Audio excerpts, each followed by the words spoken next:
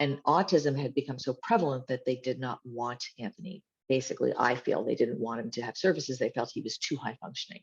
So I had to prove why my child was affected enough.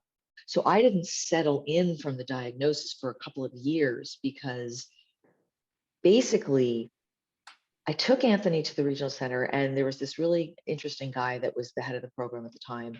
And he basically indicated that they probably weren't going to give Anthony services. And I knew my kid needed them and he deserved them because Anthony had been tested so much at that point, he would go in and he would act as normal as he could. It was just, he knew what to do.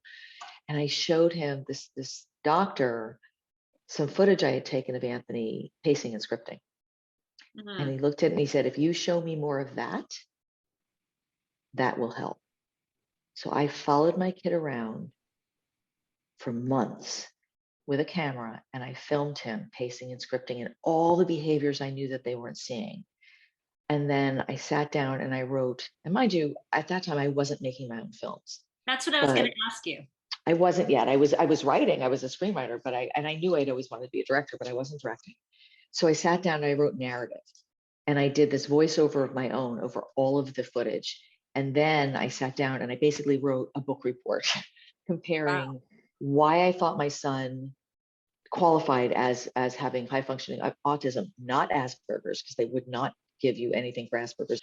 And I was staying up nights and I would wake up in the middle of the night and think, okay, what am I going to do in this? Because basically I shot a mini documentary about him. It was like a 20-minute documentary. And all of the things I had done, aside from having my kids, when I got the call that he had gotten services, it was so incredibly rewarding. But they only gave him services for a year. Oh, come on. And they said, you have to do it again.